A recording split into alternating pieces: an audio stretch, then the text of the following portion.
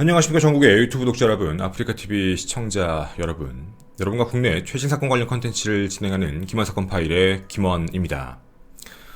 오늘은 2020년 1월 20일 고유정 결심 공판 날이었습니다. 저는 현장에 다녀왔고요. 생각보다 굉장히 짧은 재판 시간에 놀라기도 했지만 그 이외에 외부에 나와 있지 않은 뭔가 좀 중요한 이야기들에 대해서도 좀 많이 놀라움을 금치 못했습니다. 오늘 여러분과 함께 할 이야기에서는 가장 제가 내린 결론은 이겁니다. 반쪽짜리 결심 공판. 왜냐면 결심 공판이 한 번 더 남아있거든요. 연기가 됐기 때문입니다. 도대체 어떤 문제점이 있었던 거고 어떤 상황이었던 건지 제 입을 통해서 여러분께 말씀을 드리는 것보다는 이번 공판에 느낀 점에 대한 건 유족분의 입장에서 들어보는 게 좋을 것 같습니다. 첫 번째 섹션, 공판 이야기입니다.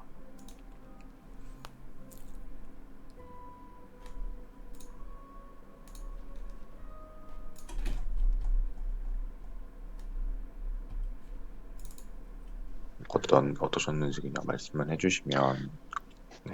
일단은 오늘 선생님께서 보셨다시피 검찰 측에서는 굉장히 논리정연하게 그리고 사실에 입증해서 그 두 사건이 고유정이 살인이라는 거를 명확하게 풀어내셨습니다. 풀어내셨고 심지어 업으로 하시는 분임에도 불구하고 검사님은 감정이 복받쳐 올라서 어떤 울먹거리시는 잠깐 멈춰서 발표를 하시는 동안 멈춰서 감정이 복받치는 거를 제 눈으로 직접 목격을 하게 되었죠. 그럼으로써 어떤 인간적으로도 굉장히 제가 개인적으로 저도 많이 그 순간 울었지만 굉장히 제가 인간적으로 감사를 드리는 순간이었습니다. 그래도 검사라는 직업이기 전에 정말로 이 두 사건에 대해서 가슴 아파하시고 있구나.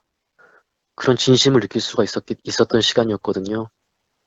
그 말은 즉 똑같은 사람인데 저는 이 말을 안 할 수가 없는 게 검찰에서는 이렇게 같이 마음을 아파하고 그런 최후 진술을 통해서도 이렇게 감정이 복받치시는 분들인데 청주 상당소에서는 이걸 알면서 진실을 덮고 오히려 저를 과실치사범으로 몰았던 거죠. 제가 수십 번 얘기하고 방송을 통해서 선생님을 통해서 수백 번을 얘기하고 제가 그렇게 얘기를 할 수밖에 없는 이유는 어떠한 청주 상당소의 반성도 이루어지지 않았고 그에 대한 재발 방지에 대한 마련책도 하나도 없기 때문에 혼자 그냥 허공에 떠돌더라도 이렇게 얘기를 할 수밖에 없는 부분이고요. 그리고 반면에 또 오늘 재판장의 모습을 드러냈던 고유정의 모습은 선생님도 보셨다시피 굉장히 담담했습니다. 사형이 구형될 때도 크게 동요되는 모습 없었고요. 너무나 담담하고 침착한 모습에 오히려 제가 더 분노가 차고 정말로 어떤 사람의 마음이란 게 없는 사람이구나. 그런 걸 다시 한번 느끼게 되었고요. 그리고 남인국 변호사 역시 지금쯤이면 이제까지 제가 100번 양보해서 그래 몰랐다 치더라도 지금쯤이면 본인도 알고 있을 거거든요. 남인국이라는 사람 본인도 내가 맡고 있는 의뢰인의 사건이 범인은 고유정이란 거구나. 삼척동자도 다 알겠죠. 그럼에도 불구하고 끝까지 약속된 공판 기일에 어떤 준비도 안 된 상태에서 고의적으로 자신들의 유리함을 위해서 진술을 준비를 안 하고 공판 연기를 신청하는 그런 모습을 보면서 변호인으로서 직업 윤리조차도 없는 사람이구나. 변호인으로서 양심도 없는 사람이구나. 정말 뻔뻔함의 극치에 제가 다시 한번 혀를 내둘렀고요. 그리고 마지막으로 검찰 측에서의 사형 구형. 사형 구형은 너무나 당연하고 그리고 제 개인적인 입장에서는 사형이란 그것도 마음에 안 찰 수가 있지만 그래도 어차피 우리나라는 법치국가이고 법의 테두리 안에서 살아야 되는 사람들이기 때문에 법정 최고형 사형이 나왔다는 거에 대해서는 그동안에 검찰 측에서도 많이 노력을 해주셨고요. 그리고 너무나 당연한 결과라고 생각을 하고 그리고 선고, 그리고 항소심에서도 이 사형 선고가 계속 유지되기를 네, 승빈의 아빠로서 진심으로 바라고 있습니다.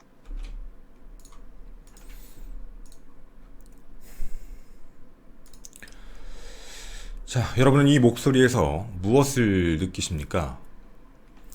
되게 신기했던 게 있습니다. 당시 그동안 언론은 검찰 자체가 스모킹 건, 즉 직접 증거가 없다, 이런 자극적인 기사를 계속해서 써내려갔습니다. 정말 그런 문제일까요? 근데 검찰은 사형을 구형했습니다. 이 문제점에 대해서 오늘 여러분과 함께 이야기를 첫 번째로 해볼 것이고요. 두 번째로는 분명히 똑같은 사람인데 왜 판단이 달랐는지에 대한 문제 뿐만 아니라 구형을 들었던 사람들, 아마 고유정 얘기였던 것 같은데 되게 담담했다라고 얘기를 하고 있거든요. 상황이 어땠는지. 그런데도 불구하고 남 변호사는 그 어떤 것도 준비하지 않았다고 표현합니다. 저희는 오늘 이 핵심적인 4가지 요소를 가지고 유족분의 이야기입니다. 말을 한번 전해보고자 합니다. 두 번째 섹션, 검찰 측의 구형 이야기를 굉장히 논리적으로 바로 핵심 쟁점이었던 스모킹건에 대한 이야기를 해보도록 하겠습니다. 아들 앞에서 아빠를 죽였고 아빠 앞에서 아들을 죽였다.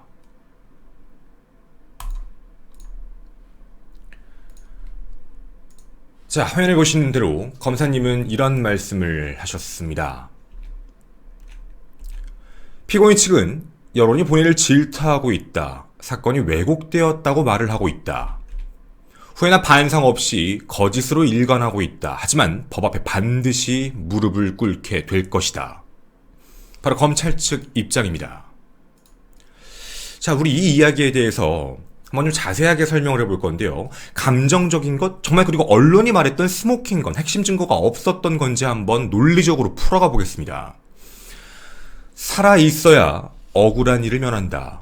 피해자가 죽어버리면 오직 살아있는 자의 말만 남아 죽음은 각색될 수 있다. 이국종 박사의 골든아워 한 구절입니다. 피고인 고유정이 계속해서 억울하다라고 얘기를 하고 있지요. 그리고 여론의 질타 때문에 진실, 자기가 갖고 있는 진실이 가려져 있답니다. 맞습니다. 그 어떤 사람도, 우리도, 여러분도, 그리고 유족분들도, 그리고 판사님도, 검사님도, 누구도 진실이 가려지는 걸 원하지 않습니다. 분명 진실 앞에 무릎을 꿇어야죠. 그게 누굴까? 자, 검찰을 비난했던 스모킹건에 대한 이야기를 한번 직접적으로 얘기해 보도록 하겠습니다. 첫 번째 사건이었던 제주 전 남편 살인사건. 여기에서 가장 중요한 스모킹건은요, 여러분이 아시는 바로 그겁니다. 졸피뎀입니다. 여러분, 피해자의 혈액에서 졸피뎀이 나왔습니다. 이게 무엇을 뜻하는 걸까요? 피해자는 사망했다. 피해자의 혈흔 속에 졸피뎀이 있었다? 그 졸피뎀은 누구 거지? 고유정 겁니다. 자, 그럼 여기서 제일 중요한 건 고유정이 계속 주장하고 있는 우발적으로 살인을 저질렀다의 반대말이 되는 거죠. 우발인데 어떻게 졸피뎀이 혈액에서 검출되느냐라는 문제인 겁니다. 스모킹건이 없다, 거짓입니다. 존재합니다. 그 외의 뒷받침 증거들은 식칼과 가도, 그 이후의 준비물들을 미리 했다. 그리고 칼로 한 번 찔렀다고 했지만 국가수의 실험 결과에 따르면 수차례, 최소 횟수까지 나왔었지요. 수차례 찌른 것으로 확인된다. 그리고요, 사체 손괴 및 은닉을 우발적인 범행을 저지르고 했다라고 얘기를 하는데 이게 과연 그 이유가 가능할까라는 생각입니다. 그리고 여태까지 공개된 목소리들도 있지요. 저도 직접 많이 들어봤습니다. 그리고 검찰은 더 많은 내용들을 갖고 있지요. 포렌식 보건 결과에서 나온 고유정의 녹취록에서는 단 한 번도 두려움이나 떨림이 느껴지지 않습니다. 굉장히 침착하죠. 심지어 물감놀이하고 왔어요 라고 자기 아들 앞에서 얘기할 정도입니다. 피 범벅인 상황에서 말이죠. 제주 전 남편 살인사건은 절대로 증거가 없는 게 아닙니다. 확실한 증거, 바로 스모킹건, 졸피뎀의 검출이라는 게 존재하지요. 빼도 박도 못한다는 얘기입니다. 두 번째 사건, 바로 연쇄 사건이라고 부르는, 순차적으로는 먼저 발생됐던 사건입니다. 청주에서 발생된 승빈이 살인사건입니다. 직접적인 존재가 증거하지 않는다라는 문제에 대해서 검찰도 인정합니다. 당연하지요. 목격자도 없고 CCTV도 집안이니까 존재하지 않습니다. 그런데 이 사건의 스모킹건, 즉 핵심 증거는 존재합니다. 참 마음이 아픕니다. 바로 피해자인 승빈이가 자신의 몸에 남긴 사인입니다. 승빈이의 사인은 기계적 압착에 의한 질식사입니다. 즉 고의로 누군가가 살해했다라는 얘기죠. 진실을 밝히는 법은 두 가지의 방법이 있을 것 같습니다. 하나, 이 사람이 범인이에요. 증거가 이거예요. 라고 하는 방식도 있지요. 하지만 이런 증거가 직접적으로 존재하지 않는 이런 집 공간 안에서 발생됐을 때 이렇게 해볼 수도 있습니다. 모든 경우의 수를 하나씩 제거해가는 방법. 그러면 나오게 되는 것이죠. 자, 한 집에 세 사람만 있었습니다. 아이는 사망했습니다. 그리고 사인은 질식사로 나왔지요. 자연사 혹은 돌연사, 질병으로 사망한 게 아닙니다. 그럼 남는 건 누군가가 분명히 죽었다는 국가수의 감정 결과니까 그렇게 되면 현 남편이거나 고유적이거나 둘 중에 하나입니다. 둘 중에 누가 죽였을까요? 하나씩 빼가보면 되는 겁니다. 부검 증거와 법의학자들의 감정 의도, 명확한 증거인데 이 안에 있을 때 현 남편 홍 씨가 아이를 죽일 수 있는 방법, 물리적인 방법이 말이 맞지가 않는다. 자다가 다리를 눌러서 압착으로 질식사시킨다? 그 정도가 아니다라는 이야기지요. 근데 반면에 고유정은 정말 많은 거짓말을 합니다. 저 잤어요. 거짓말이죠. 깨어 있었습니다. 깨어 있으면서 무슨 짓을 했지요? 승빈이의 옛날 돌아가신 친엄마의 가족들 그 카카오톡 핸드폰 보면서 삭제하고 프로필 사진 보고 이런 짓을 하고 있었고, 그리고 저희도 실버 클라우드 이런 거 검색하고 있었습니다. 거짓말이죠. 거짓말할 필요가 없는 사람일 텐데. 그리고 고유정은 살해 동기가 명확합니다. 현 남편분은 살해 동기가 없거든요. 그런 종합을 내렸을 때 모든 가능성을 제외하면 남는 건 고유정밖에 없다. 스모킹건은 사인이다. 명확합니다. 자, 그리고 여러분도 또 들어보신 내용들도 있지요. 현 남편 머리에서는 독세핀이라는 수면제도 검출됩니다. 이거 고유정이 처방받은 겁니다. 그리고 질식사를 검색한 내역까지 확인됐죠. 10차 공판에서 확인된 건데 쟤 죽여줄까? 라고 말한 녹취록도 공개됐습니다. 물론 이 부분 언론 보도 잘못된 부분 제가 마지막 뒷이야기에서 정정 다시 하겠습니다. 끝까지 함께 해주십시오. 쟤 죽여줄까? 승빈이를 죽일까? 라고 한 게 2019년 2월 22일 승빈이가 오기 얼마 전입니다. 오후 1시 52분에 이런 말을 해서 녹음을 했다고 하는데 그 1시간 전 약 12시 52분경에 2015년에 베개로 질식사를 했던 사건을 검색한 것까지 확인이 됩니다. 증거는 명확합니다. 아니, 정확히 표현하면 누가 더 가까울까지요? 현 남편 홍 씨가 그럴 수 있는 거 아닌가? 여러분, 현 남편 홍 씨가 자신의 친아들을 죽일 수가 없다. 죽일 이유가 없다. 뭐 보험이 있는 것도 아니고 아무것도 아니거든요. 근데 뭐 아이를 안 아꼈을 수도 있잖아. 여러분, 이거 증명을 고유정이 했습니다. 너는 네 새끼만 이뻐하냐? 고유정이 얘기했죠. 현 남편분은 자신의 아이를 엄청 아끼셨습니다. 그 증인 고유정입니다. 즉 절대로요. 현 남편분은 아이를 살해할 이유가 없다라는 얘기죠. 이런 모든 경우의 수를 쳐내면 남는 사람 단 한 명 고유정입니다. 자, 이렇게 결정이 나게 됩니다. 재판장에서는 이렇게 얘기를 하게 되지요. 동기, 수법 모두 잔혹하며 거짓으로 일관하고 회피로만 일관한다. 반인륜적인 범죄 행위를 2번이나 저질렀다. 아들 앞에서 아버지를 죽였고 아버지 앞에서 아들을 죽였다. 어떤 뜻인지 아시겠지요? 전 남편분, 아들이 있는, 자신의 친아들이 있는 곳에서 전 남편 살해했습니다. 고유정은 그리고 승빈이를 옆에 현 남편이 자고 있는 그 공간에서 살해를 했습니다. 법정 최고형이 불가피합니다.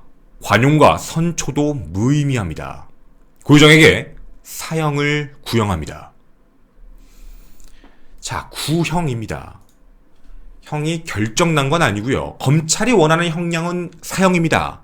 그래서 이 이야기를 잘 들어주시고 그리고 나서 최종적으로 선고공판, 즉 1심이지요. 1심 때 재판부의 판결을 기다리겠습니다 라는 뜻입니다. 자, 여러분은 이제 그 다음에 어떤 일이 있어야 될까라는 생각이 드십니까? 너무 당연한 거 아닌가요? 세 번째 섹션입니다. 도대체 왜? 제가 반쪽짜리 공판이라고 했지요. 결심 공판이 끝나지가 않았습니다. 이유가 너무 어이가 없습니다. 이유를 함께 보여드리죠. 이게 이유입니다. 검찰 측의 이야기 구형 끝났으니 이제 피고 측 최후 변론 및 최후 진술을 해야 됩니다. 근데 이 부분에서 최후 변론을 준비하지 못했습니다 라는 이야기를 던지게 됩니다. 자, 여러분, 이걸 우리 어떻게 생각을 해야 될까요? 이미 결심 공판 날짜 다 정해졌습니다. 결정 났고 언제 한다. 날짜도 다 됐고 준비 다 해라.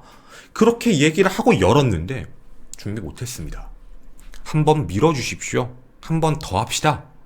이게 남 변호사가 가지고 온 마지막 회심의 카드입니다. 자, 이게 어떤 입장 차이인지를 간략하게 설명을 드리겠습니다. 먼저 이 화면으로 설명을 드리고자 하는데요. 둘의 입장은 이런 차이입니다. 최후 변론을 준비하지 못했습니다. 아니, 그럼 7개월 동안 당신들은 뭐 한 겁니까? 이 공판 얼마나 시간을 끌었는데요. 결심 공판 그냥 연기해주세요. 이런 이야기인 겁니다. 만약 다음 공판까지도 자료가 준비되지 않으면 어쩔 건가? 이게 재판부가 하는 이야기입니다. 여러분, 자, 이게 어떤 문제가 붙은 거냐면 핵심 쟁점입니다. 판사님과 피고 측의 핵심 쟁점은 바로 방어권에 대한 문제가 붙었습니다.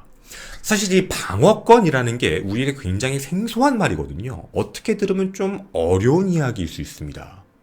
좀 제가 먼저 쉽게 설명을 해드리자면 방어권이란 건 당연히 피고 측이 받아야 될 기본적 권리. 왜냐면 검사 측이 공격을 합니다. 이러이러하니까 혐의가 당신한테 있는 것 같아요. 근데 그 부분에 대해서 우리가 봤을 땐 이런 이유로 아닌 것 같아요. 당연히 기본적으로 지켜줘야 할 권리죠. 그런데 중요한 건 말이죠. 결심 공판 날입니다. 근데 우리는 어떤 걸 가지고 어떤 걸 가지고 방어권을 행사한 거지? 우리 아직 모르죠. 자, 이건 조금 이따 말씀드리겠습니다. 제 이야기 가지고는 신빙성이 좀 적을 것 같아 제가 유족, 바로 현 남편 홍 씨의 대리인 분을 직접 전화 통화를 해서 가지고 왔습니다. 변호사십니다. 변호사님의 이야기를 들어보도록 하겠습니다. 이 소리에 함께 주목해 주십시오.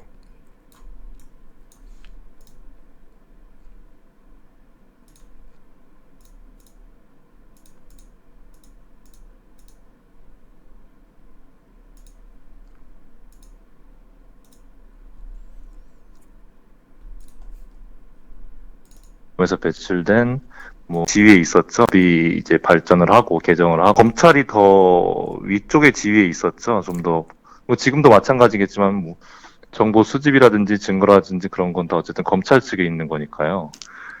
그런데 이제 점차 이제 형사소송법이 이제 발전을 하고 개정을 하고 또 원래 헌법상의 취지란 게 결국에는 어떤 피고인이 이제 억울한 협의로 인해서 형을 살지 않도록 이제 변호할 수 있고 그걸 이제 변호인이 조력할 수 있는 그런 권리를 이제 헌법과 형사소송법이 이렇게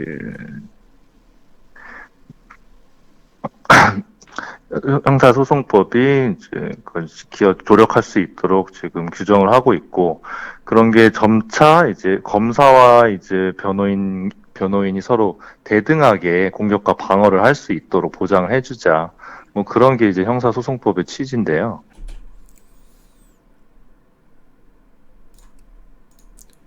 네, 지금 여러분이 들으신 이 내용이 방어권과 관련된 기본적인 원리입니다. 그럼 당연히 지켜줘야 될 권리 아닌가요? 검찰 쪽에서 공격을 하면 방어할 수 있는 기본적인 거니까 말이죠. 그런데 지금 방금 들으신 걸 보시면 7개월간 뭐 했습니까? 라는 게 판사님의 이야기입니다. 뭐가 쟁점이었는지 아십니까? 남 변호사는 한 가지, 정확히 표현하면 두 가지를 국가수에 요청했는데 오지 않았다. 그걸 검토해야 우리는 최후 변론을 할 수 있다라는 주장을 펼칩니다. 그 두 가지가 뭐냐면 졸피뎀과 독세핀의 검출 과정에 대해서 국과수에 정확한 정밀 검사를 어떻게 했는지 그 기록을 우리가 요청했다라고 얘기를 합니다. 언제 했냐고요? 얼마 전에요. 빨리 줄 줄 알았다. 이게 남 변호사의 입장입니다. 국가수가 개인을 위해 존재하는 게 아닌데, 아니 뭐 그냥 원래 있는 서류니까 금방 보내줄 줄 알았죠. 그렇게 얘기를 하면서 이걸 받아야 우리는 최후 변론을 할 수 있습니다. 라는 얘기를 합니다. 근데 여러분, 이렇게만 들으면 뭐 그걸 듣고 해야 되는 거 아닌가? 여러분, 왜 판사님이 7개월을 주장하셨냐면 그동안 그 국가수에 나왔던 결과, 어떤 과정을 통해서 이런 결론을 도출했다라는 거에 대해 최종 감정 결과서도 이미 재판 증거자료로 제출이 돼 있는 상황이며 국가수분들이 그동안 공판장에 오셔서 직접 증언을 다 하셨습니다. 판사님이 왜 저거에 대해서 따지신 거냐면 그동안 왔을 땐 왜 얘기 안 했어? 아니 왔을 때 얘기 물어봤었어야 될 거 아니야. 이거 하나. 정확히 증명이 된 문제니까 말이죠. 둘. 그렇게 얘기를 한다는 건 결론이 바뀌는 건 아닌데 보고서가 바뀌진 않잖아요. 보고서가 나온 실험 결과서를 보여달라는 얘기입니다. 실험 결과가 잘못된 게 아닌가를 찾아보겠다라는 얘기죠. 이분 국가수 사람 아닙니다. 국가수에서 직접적으로 과학적으로 오랜 노하우로 그런 걸로 번역한 걸 어떻게 일반 변호사가 그걸 보고 잘못된 걸 찾겠다라고 하는지 잘 모르겠습니다. 그걸 잘 정리해서 증인을 세우고 그리고 이미 다 끝난 문제인데 그걸 자기들이 봐야겠다라고 얘기하고 시간을 끌게 되는 문제가 되죠. 여러분 어떤 생각 드십니까? 이게 정말 필요하다는 생각이 드십니까? 필요가 없는 얘기입니다. 이미 끝난 얘기니까. 그래서 또 하나 더 문제가 있습니다. 판사님이 이 부분에 대해서도 오케이 알겠다 라고 하며 한 가지 더 얘기를 하셨습니다. 아니 다 좋은데 중요한 건 말이죠. 이거 결심 공판입니다. 여러분도 아까 제가 그걸 되게 강조했죠. 결심 공판과 선고 공판은 다릅니다. 1심 선고는 나중에 하지요. 그럼 그 사이에도 계속적으로 쟁점적인 걸 합니다. 그러면 남 변호사는 이번에 와서 뭐라고 했었어야 되는 게 맞죠? 재판장님, 최후 변론입니다. 저희는 국과수에서 얘기하는 졸피뎀과 독세핀이 검출됐다고 얘기하는 그 과정을 신뢰할 수가 없습니다. 그걸 신뢰할 수 없어 이 결과치를 받아들일 수 없고 스모킹건이라고 인정할 수 없습니다. 이거에 대한 근거로 저희가 제출을 해야 하는데 아직 국과수에서 자료가 정확히 도착하지 않아 저희가 다음 선고기일 전까지 이 내용에 대해서 보내겠습니다.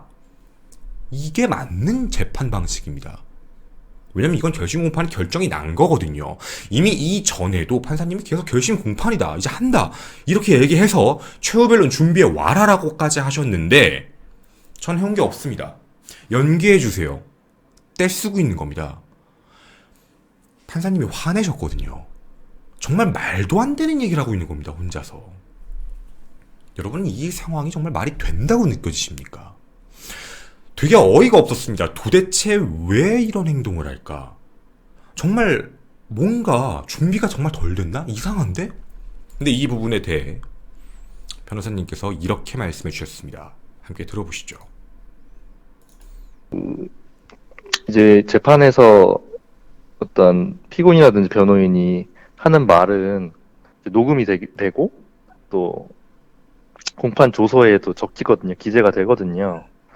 근데 지금 같은 상황에서 변호인이 계속해서 어떠한 본인의 방어권 행사를 위해서 증거 신청을 계속 한 건데 지금 이거를 본인이 신청을 해서 채택까지 된 부분이 아직 회신도 안 됐는데 지금 이렇게 결심이 돼버려서 본인이 어떻게 손도 쓸 수 없는 상황에서 이제 선고까지 나버렸다. 그런 부분이 이제 어떻게 보면은 조서에는 이렇게 남게 되니까 당시 이제 실시간으로 본 사람이라면 이게 어떠한 의도였는지 뭐 알 수 있지만 그게 아니고 사후적으로 이제 문서를 보고 공판 조서만 보고 판단을 한다면 예를 들어 항소심에 가서 그 바뀐 항소심 재판부에서 또 볼 수 있겠죠.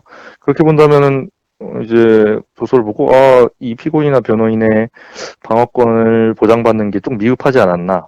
뭐 그렇게 또 선입견을 가지실 수 있고 어떤 또 그렇게 된다면은 만약에 1심에서 유죄 판결이 났다 하더라도 항소심에서는 또 더 새롭게 볼 수도 있으니까, 새로운 관점에서 볼 수 있으니까 어떤 그런 부분도 노리고 계속해서 이제 어떤 방어권 행사를 주장하면서 했던 게 아닌가, 뭐 그런 생각도 들기도 합니다. 아마 네, 뭐 여러분도 들어보셨겠지만 이게요. 어떻게 보면 재판부 입장에서는 받아주는 편이 나을 수도 있다. 차라리 안 받아주면 도리어 공격 대상이 될 수도 있거든요. 저도 되게 어이가 없었지만 이 얘기를 듣고 생각을 해보니까 만약에 방어권 행사를 했는데 재판부가 받아주지 않았다. 항소심 재판부에 올라가서 1심 이후에 항소심이 올라갔을 때 항소심은 글자만 봅니다. 그동안 이들이 했던 뻔뻔함에 대한 행동적인 거, 어투적인 거, 표정적인 걸 모르고 있거든요. 글자만 봤을 때는 좀 미흡했네. 방어권 행사를 제대로 못하게 했네. 이런 느낌인 겁니다. 즉 재판에 노란한 거죠. 여기 있는 남 변호사 측은 이 부분을 받아주면 한 번 더 미룰 수 있는 거고, 받아주지 않으면 방어권 행사를 제대로 안 해주는구나, 이런 식으로 자신들에게 유리한 방향으로만 계속해서 잡아가고 있는 겁니다. 이 부분에 대해 현명하신 재판부는 모르셨던 게 아닌 것 같습니다. 이런 말을 합니다. 다음 공판 때까지도 만약에 국가수여에서 자료가 안 오면 그때는 어떡할 거냐, 또 연기해달라고 할 거냐, 이런 말을 하게 됩니다. 그럼 그때는 어떻게 할 거냐? 참 어려운 얘기죠. 다음 공판 때 자료가 준비되지 않아도 최후 변론을 하겠다라고 분명히 남 변호사가 얘기를 했습니다. 이제 이 부분은 바뀔 수 없는 것이죠. 자, 그럼 우리는 이런 생각이 듭니다. 남 변호사님, 되게 궁금한 이야기이긴 한데요. 처음 이 사건이 발생됐을 때 진실이 묻혀있다, 세상 사람들이 모르는 무언가 피고인이, 고유정의 억울한 부분이 있다. 이제는 얘기하셔야 될 때가 되지 않았나요? 지난 것 같습니다. 적어도 최후 변론 때는 말씀을 하셔야 될 것 같은데 점점 꼬투리를 잡아가시는 모습만 보입니다. 대전제 안에서 증거 없잖아요 라고 움직이셨다가 그 증거를 박살내는 것들이 하나씩 나타나니까 미세한 것들을 찾아내서, 혹은 재판이 불합리하게 진행됐다라는 걸 이용하려고 자꾸 무언가 좀 쫌스럽게, 뭐 이런 표현을 써도 될지 모르겠지만 쫌스러운 이상한 행동을 하면서 하나 사사건건 시비를 거는 듯한 느낌밖에 없습니다. 뭐가 바뀔까요? 그리고 이걸 세상 사람들이 모를까요? 가려진다. 진실이 과연 가려질 수 있을까요? 이제 남 변호사도 아실 것 같은데요. 지금쯤이면 내가 생각한 게 잘못됐나? 난 정말 고유정을 믿었는데 이거 이상한데? 라는 생각 안 드십니까? 반쪽짜리 공판이었습니다. 결심 공판은 이렇게 끝났거든요. 여러분은 어떤 생각이 드십니까? 이제 2월 10일 월요일 날 최후 변론, 최후 진술, 이제 고유정이 직접 자기 이름으로 얘기하는 그런 글들을 들을 수 있을 겁니다. 사실 눈물도 안 날 것 같거든요. 아무런 감정적인 동요가 없을 것 같습니다.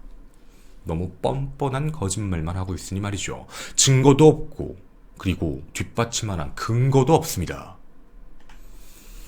저도 감히 이렇게 얘기합니다. 연쇄살인마 고유정을 절대로 가명 없이 판사님의 구형대로 형량이 내려오길 진심으로 바랍니다. 그리고 항소심, 그리고 만약에 또 그 위까지 올라가 대법원까지 간다면 변경이 없었으면 좋겠습니다.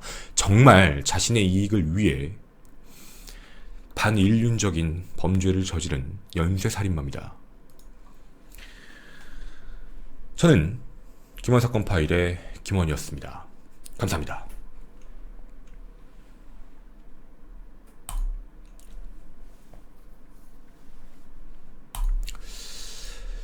근데 저희 뒷이야기 좀 진행하도록 하겠습니다.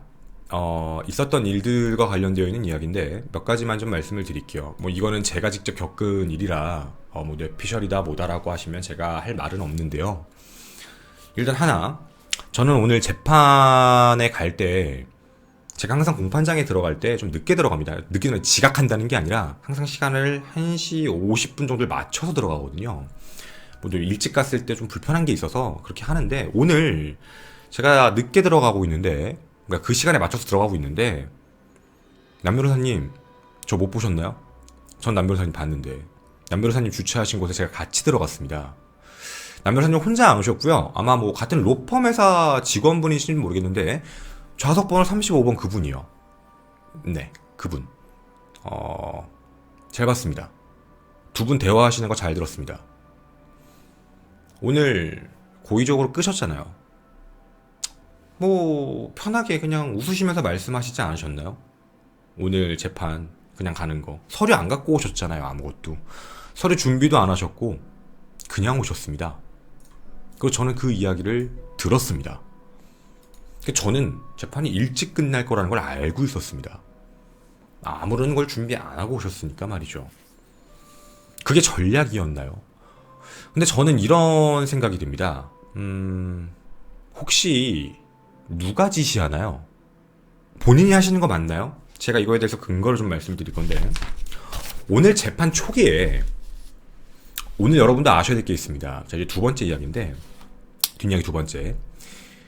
오늘 공판이 시작될 때 판사님이 들어오시자마자 길게 좀 장황할 정도로 긴 이야기를 하셨습니다.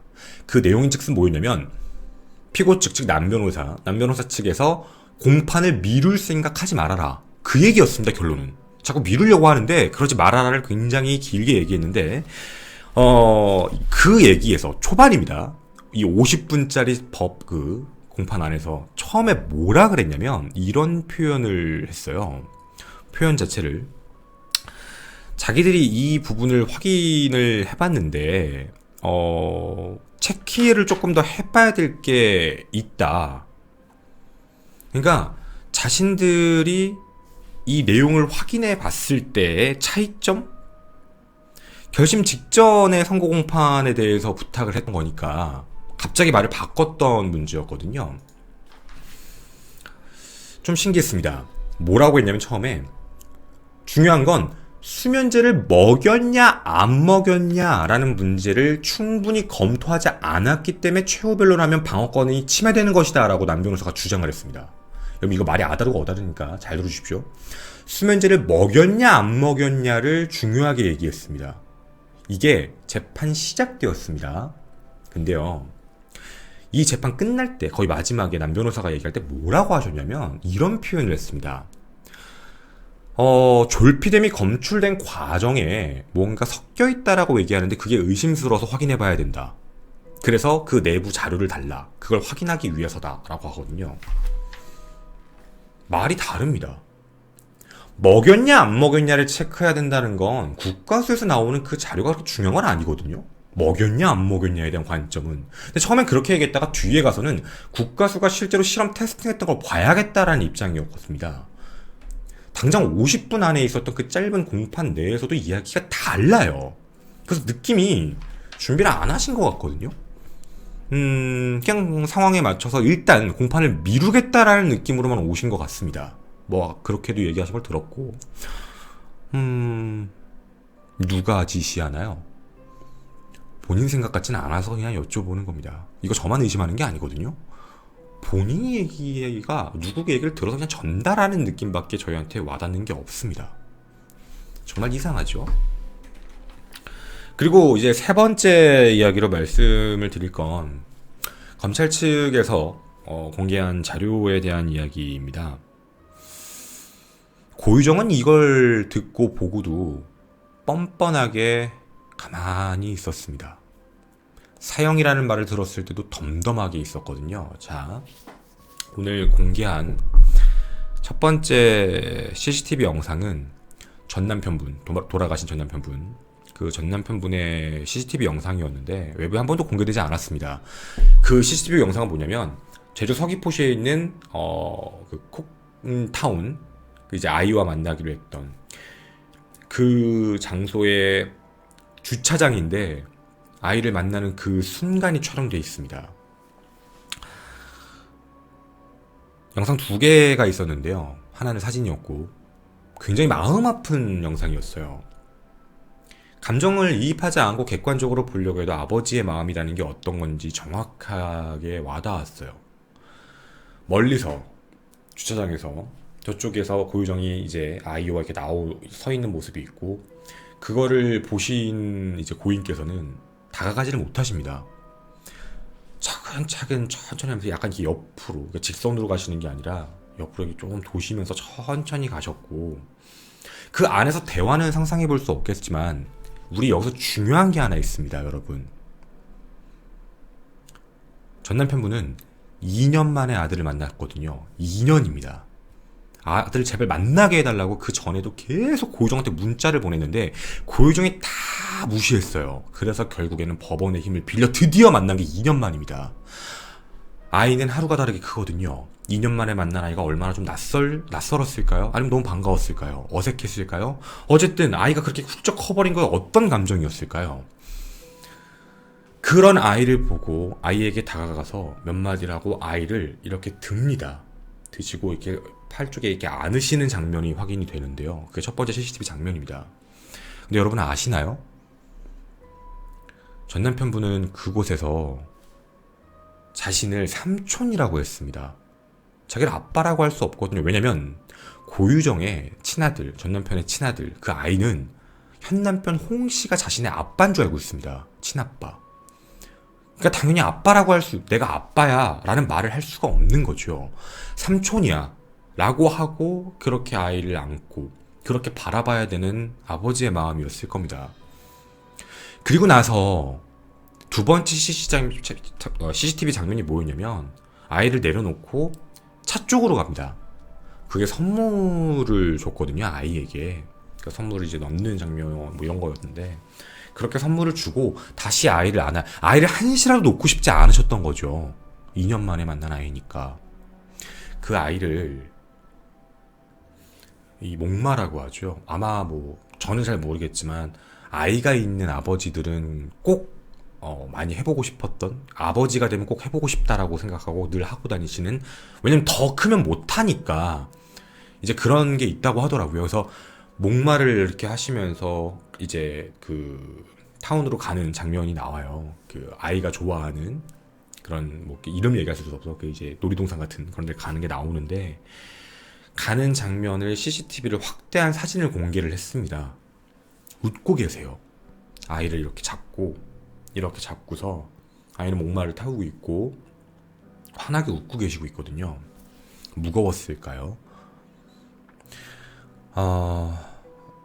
그날이 전 남편분의 마지막 날, 5월 25일이죠. 2019년 5월 25일 마지막 날이다라고 알고 있는 건 이 세상 사람 중에 고유정 단 한 사람밖에 없었습니다. 고유정은 모든 걸 준비를 했거든요. 그런 고유정이 얘기하는 게 술 기운도 아니고 갑자기 펜션 안에서 자기를 성폭행하려고 했다라고 얘기를 합니다. 자신의 아이, 고유정한테 밑보이면 아이를 두 번 다시 볼 수 없는 상황이 되는 피해자께서 그렇게까지 이렇게 아이를 아끼고 아이를 그렇게 보고 싶어 했던 분인데, 그 안에서 술 기운도 아닌 상황에서, 술 기운이어도 말이 안 되지만, 그리고 그걸 계속 주장합니다. 고유정 측은요. 정말 너무나도 나쁜 인격 모독행위입니다. 고인 모독이 너무 심하게 했죠. 여기서 끝나는 게 아니에요. 사건 현장 내에서는 전 남편분은 시신도 못 찾았습니다. 고유정이 얘기를 안 하니까 말이죠, 제대로. 자기는 어떻게 죽였는지, 어떻게 시신을 훼손했는지도 얘기도 안 합니다. 자기 기억에 파편화가 됐다는 이상한 주장을 하고 있거든요. 근데 그런 와중에 자기가 얘기하는 게 그겁니다. 자기가 그렇게 사망에 이르게 했을 때 한 가지, 저번 공판 때 얘기했죠. 전 남편분이 다 죽이겠다라고 하면서 아이를 죽이려고 했다. 말이 되는 소리입니까? 아니, 이런 얘기를 어떻게 입 밖으로, 정말 사람이라면 아무리 자기가 살고자 한다고 치더라도 이런 말은 던지면 안 되죠. 저는 지금 여러분 감정적인 얘기를 뒤에 뺀 거예요.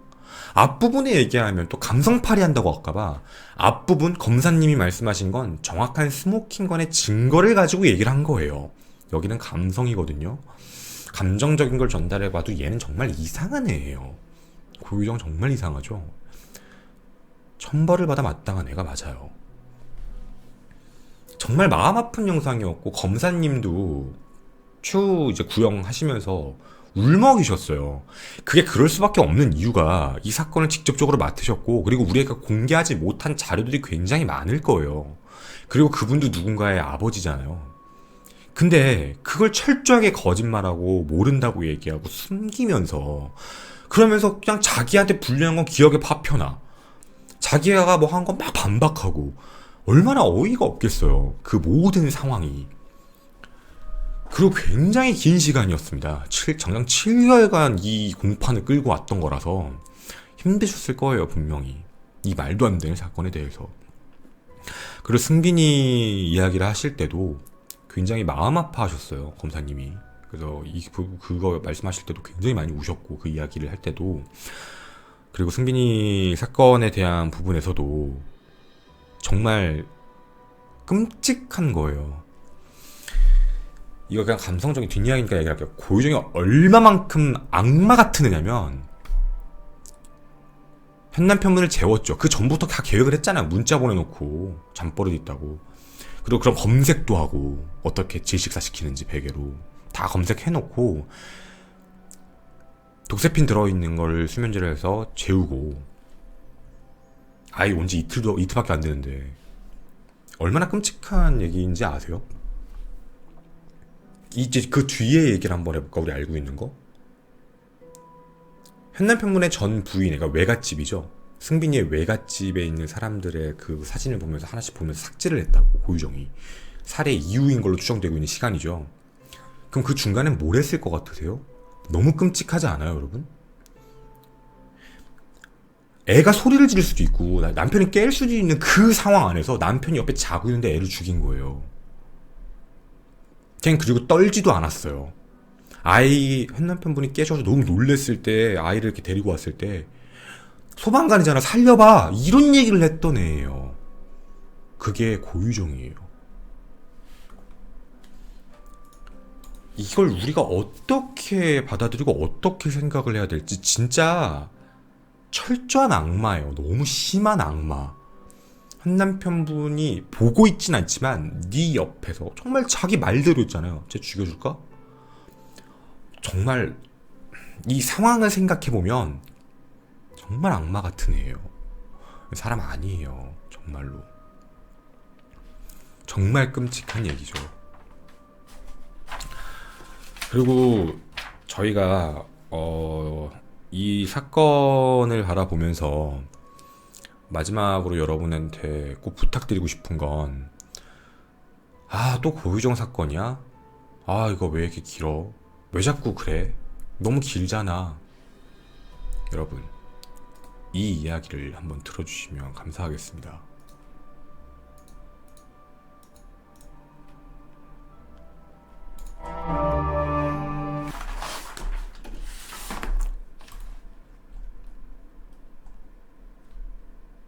거의 대부분 고유정 핸드폰에서 나왔습니다. 그럼 이 똑같은 증거들을 갖고 있는데, 검찰과 경찰이 갖고 있었는데, 경찰이 이걸 갖고 있으면서 검찰이 넘겨줬는데, 경찰에서는 이런 결정적인 증거를 갖고 있으면서도 저를 과실치사범으로 몰았고, 검찰에서는 똑같은 증거를 갖고서 고유정이 살인을 입증하고 있거든요. 이거 굉장히 무서운 사실이라고 생각을 해요, 저는요. 여러분, 자칫 잘못하면 아들을 죽인 아버지가 될 뻔했어요. 이거를 2019년 6월 달에 청주경찰서는 포렌식 보고를 통해 알고 있었어요. 근데 거기서는 현 남편을 살인 혐의로 기소했다, 과실치사 혐의까지 끌고 왔다, 결국엔 무죄를 냈죠. 무혐의. 그리고 고유정에게 살인 혐의를 씌웠죠. 근데 똑같은 증거를 가지고 검찰은 살인이라고 입증을 해버렸어요. 스모킹건을 얘기하면서. 이게 뭘까요? 어떻게 이럴 수가 있을까라는 생각이에요. 그리고 제가 아까 초반에 말씀을 드렸던 저번 10차 공판 때 이거 외부에서 영상 찍으신 분들 중에 확인 안 하시고 그냥 기사 그대로 따다가 읽으신 분들은 다 수정하셔야 될 것 같아요. 저번 10차 공판 진행되고 나서 제 죽여버릴까? 뭐 이런 얘기란 녹취록이 공개가 됐는데 이게 언론 보도에서 뭐라고 나왔냐면 현남편 홍 씨가 갖고 있는 걸 검찰에 제출했다라고 됐어요. 그 2월 22일인가 그런데 근데 중요한 게 그 기사가 뜨자마자 사람들은 이런 얘기를 해요. 아니 자기 아이를 죽이겠다고 고유정이 얘기를 했는데 저걸 알고 있으면서 녹취록을 보관하고 있으면서도 아무런 조치를 안 취했다고? 현남편도 이상한 거 아니야? 이런 얘기를 해요. 어이가, 뭐, 이런 얘기 나왔거든요? 물론 알고 있으면 그럴 수 있죠. 기사가 그렇게 떴어요. 다 돌았고, 10차 공판을 진행했던, 뭐, 10차 공판과 관련되어 있는 이제 방송을 했던 뭐 어떤 케이스도 마찬가지인데, 현남편 쪽에서 제출이 됐다라고 해서 현남편 분이 어떻게 보면 욕을 먹게 되는 상황이거든요? 들어보시겠습니까, 이 얘기? 네네네. 뭐 생각하시는 것만 말씀을 해주시면. 일단은 저는 그런 걸 갖고 있던 적이 없었고, 그리고 제가 딱 그런 기억도 없을 수밖에 없었던 거는 이제 평소에도 고유정이 어떤 폭력적인 부분들에 대해서는 제가 워낙에 알고 있었기 때문에 그런 말이 녹음이 되어 있었는지 아니면 그게 그 살인마의 핸드폰에 있었던지 제가 전혀 알 수가 없었고요. 그리고 이제 검경을 통해서 이제 포렌식을 작업을 통해서 그걸 알아냈기 때문에 다행이라고 생각하는 부분인데, 이제 제가 굉장히 이제 무서웠던 부분은 뭐냐면, 어떤 그런 살인을 예고하는 그런 말을 하기 바로 1시간 전에 이미 2015년에 나왔던 살인 그 질식사를 검색을 하고 그런 말을 했다는 거, 그거를 저로서는 알 수가 없잖아요. 자, 여러분. 이거 언론 보도 잘못된 겁니다. 현남편분 공격하지 마세요. 알고 있었으면서 왜 승빈이 안 지켰어? 이런 말을 현남편분한테 하시는 거는 나쁜 행동이에요. 특히나 하나 더. 언론도 정정하셔야 돼요. 언론에서는 분명히 현남편분이 검찰에 제출했다. 현남편이 갖고 있는 녹취록이다 하는데 그 과정이 아니에요. 둘이 말싸움을 하고 있는 상황이고 이 내용에 대해서 현남편분은 기억도 못하시고 이거 고유정 핸드폰 포렌식 복원했는데 나왔거든요. 역으로 얘기해볼까요? 고유정은 현남편분하고 싸우고 있을 때 녹음을 켜놨다는 얘기예요. 이거 어떻게 이해하실 거예요? 고유정은 제가 저번 방송 때도 말씀드렸어요. 고유정이 왜 이런 녹음과 메모하는 버릇이 있을까? 고유정 인생에서 패배가 있었습니다. 전 남편과의 이혼에서 증거자료가 없을 때 패배한다는 걸 알게 된 거예요. 미리 조금이라도 증거자료, 미리 네가 나를 괴롭혔어, 뭐 말싸움을 한 걸 가지고 이 사람이 날 때렸다, 이런 증거라도 미리 만들어 놓으면 나중에 이혼을 하건 나중에 재판할 때 유리하다는 걸 고유정은 그때 당시 알고 있었던 거예요. 그래서 자기가 사람을 죽일 거라고 생각하고 살진 않았겠지만 자기가 현남편과의 관계에서도 언제 무너질지 모르니까 또다시 이혼해서 패배할 수는 없으니까 자긴 잘못한 게 없다가 돼야 되기 때문에 모든 걸 녹음하고 모든 걸 기록하는 이상한 버릇이 있던 게 고유정이에요. 그런데 이게 자신의 발목을 잡은 거죠. 포렌식 복원해보니까 다 나온 거예요. 그 녹음을 했던 것들이. 고유정은 전 그것도 의심스러워요. 사실 이건 제 뇌피셜입니다. 현남편분이 들으라는 식으로 네 아이를 뭐 쟤 죽여버릴까 이렇게 소리를 쳤다라는 문제가 들으라는 식으로가 정말 맞을까? 예를 들면 현남편분이 화장실을 갔거나 밖에 잠깐 나가 있거나 베란다에서 뭘 담배를 피고 있거나 그러고 있을 때 자기 혼자서 방 안에서 그런 거 하면 못 들으셨겠죠. 현남편분은 들으신 적이 없다고 얘기하니까 말이죠. 만약에 이걸 현남편분이 들었고 녹음했다? 이거 이미 사전에 나왔을 거예요. 언론의 얘기가. 안 나왔을 리가 없죠. 그러니까 이 부분은 외부에 지금 나와 있는 얘기 잘못된 거니까 여러분이 분명히 정정해 주셔야 되고, 우린 다시 여기서 하면 이 정도로 얘 되게 무서운 애예요, 고유정이. 그러니까 꼭 알아주셨으면 좋겠고 잘못된 건 이제 바로 잡았으면 좋겠습니다. 저희는 반쪽짜리 결심 공판을 다녀왔기 때문에 2월 10일 나머지 반쪽의 공판도 다녀올 예정입니다. 그리고 선고 공판까지. 그리고 이 내용에 대해, 이 사건에 대해 누군가는 성폭행을 저지르려고 했던 2년 만에 아이를 만나 성범죄를 저지르려고 했다는 오명을 쓸 뻔했고, 누군가는 자신의 친아들을 죽였다라는 오명을 쓸 뻔했거든요. 정말 책임은 고유정 측에만 있다라는 생각은 아닙니다. 여러분에게 뒷이야기까지 전달을 다 해드렸습니다. 그리고 부탁드립니다. 아직도야? 왜 이렇게 고유정 사건은 길어? 왜 이 사건만 특별대우에 제발 다 알아보시고 말씀해주세요. 특별대우를 해주는 게 아니라 이딴 식으로 인정을 안 하니까 그런 겁니다. 그러니까 점점점 길어지고 있는 거죠. 더 많은 관심, 그리고 이 사건 말고도 당연히 답답한 사건, 이상한 사건 많습니다. 근데 바꿔가야죠. 모든 사건에 관심을 갖는다. 저도 최대한 노력은 하겠지만 최선을 다할 거고요. 다만 이 사건 끝까지 지켜보는 이유는 두 번 다시 이런 일은 발생되면 안 됩니다. 우리가 아는 누군가에게 일어날 수도 있는 일이거든요. 전 이렇게 반쪽짜리 결심 공판에 대한 이야기 모두 전달한 김원이었습니다.